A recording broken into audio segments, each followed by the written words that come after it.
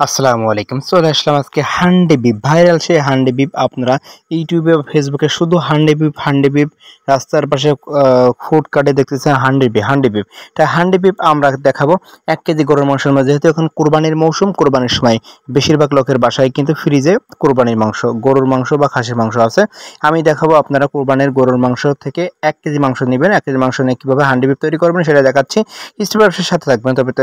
তবে তার আগে বলে নিই, আমি অবশ্যই পেজ থেকে দেখলে পেজটি ফলো করবেন, যদি চ্যানেল থেকে সাবস্ক্রাইব করবেন।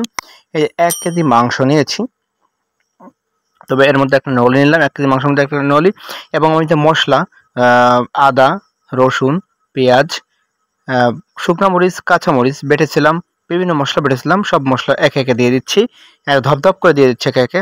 এবং পেঁয়াজ কেটে রেখেছিলাম, ওই কাটা পেঁয়াজ দুইটা কাটা পেঁয়াজ দিয়ে দিলাম, অল্প একটু হলুদ দিলাম, এবং 4 চা চামচ টক দই দিয়ে দেবো। 4 চা চামচ টক দই দিয়ে তেল দিচ্ছি প্রায় হাফ কাপের মতো, অর্থাৎ আপনাদের 150 গ্রামের মতো দিলেই হবে। তেল দিয়ে সুন্দর করে হাত দিয়ে এমনভাবে মাখাচ্ছি যেন গোশটা মাখানোতে রান্না অর্ধেক হয়ে যায়, একেবারে রান্নার অর্ধেক হয়ে যাবে। এরপরে পেঁয়াজ ভেরেস্তা বলতে পেঁয়াজ ভাজি করে রাখছিলাম, ওটাও দিয়ে দেবো এর মধ্যে।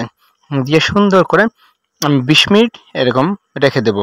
কয়েকটা চুই ঝাল ছিল ফ্রিজে, চুই ঝাল দিয়ে দিলাম, এবং 3 থেকে 5টা আপনারা আস্ত রসুন দিতে পারেন। দিয়ে 20 মিনিট রেখে দিয়ে এবার মাটির হাঁড়িতে বা মাটির পাতিলে দিয়ে দিবেন।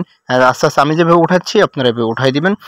তবে মাটির হাঁড়ি আপনাদের বাড়িতে সংগ্রহে না থাকলে আপনারা মাটির পাত্র যারা বিক্রি করে ওদের কাছে বলবেন গ্যাসের চুলায় রান্না করবো এমন একটা মাটির পাত্র দেন, যেখানে 2-1 কেজি মাংস রান্না করা যাবে বলেই তারা কিন্তু এই সাইজের দিবে। তারপর ওই সমান পরিমাণে ঢাকনা কিনে আনবেন। আর আমি পাতিলে দিয়ে ঢাকনার উপর একটা চামচ দিয়েছি যাতে সহজে আমরা ঢাকনাটা তুলতে পারি। এবার ঢাকনাটা আটা দিয়ে এটিতে সুন্দর করে এঁটে দিচ্ছি। এঁটে দিয়ে আমি প্রথমে গ্যাসের চুলার উপরে 10 মিনিট হাই ফ্লেমে জাল দিয়ে নিব। 10 মিনিট হাই ফ্লেমে জাল দিয়ে নেওয়ার পরে নামিয়ে নিলাম। নামিয়ে নিয়ে এর উপর একটা তাওয়া দিলাম। তাওয়া দিয়ে মিডিয়াম ফ্লেমে দিব। মিডিয়াম ফ্লেমে 20 থেকে 25 মিনিট পর্যন্ত জাল দিব।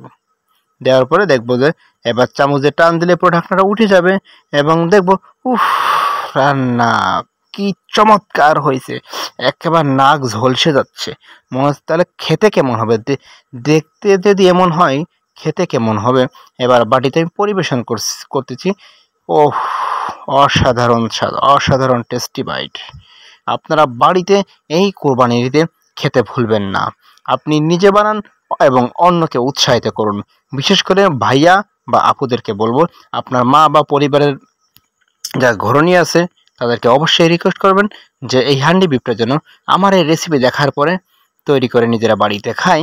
অবশ্যই রসুনটা আমি চাপ দিয়ে দেখলাম কত সুন্দরভাবে সিদ্ধ হয়েছে। রসুন খেতে কিন্তু অসাধারণ চমৎকার। চুই ঝাল এবং রসুন কিন্তু স্বাদের বিকল্প নাই। আর মাংসটা আরে আল্লাহ, হাত দেওয়ার সাথে সাথে গলে ভস্কায় যাচ্ছে, একেবারে কি সুন্দর করে যাচ্ছে। মাত্র 1 ঘন্টায় কিন্তু সকল রান্না কমপ্লিট করেছি, আপনারা বুঝতেই পেরেছেন। আর এখন আবার বলি, এরকম সুন্দর সুন্দর রেসিপি, সুন্দর সুন্দর শিক্ষামূলক কন্টেন্ট পাওয়ার জন্য আমাদের পেজ বা চ্যানেলে সর্বদা কমেন্টস করবেন এবং শেয়ার দিয়ে রেখে দিবেন। পরবর্তী টাইমলাইনে শেয়ার দিয়ে রাখলে আপনি উপকৃত হবেন। তাই বলবো আপনারা বারবার রেসিপিটা দেখে শিখে নেবেন। দেখেন নলি থেকে কিভাবে নলিতে মজাটা বের করতেছি। উফ, খেতে কি স্বাদ, সব বের করলাম। ভাত দিয়ে খেতে যে কেমন স্বাদ তা আপনি বলে বোঝাতে পারবো না। অবশ্যই এভাবে নিত্য নতুন ভিডিও পাওয়ার জন্য সাথেই থাকবেন। লাইক, কমেন্ট, শেয়ার করতে ভুলবেন না। Thanks for watching. ধন্যবাদ। আল্লাহ হাফেজ।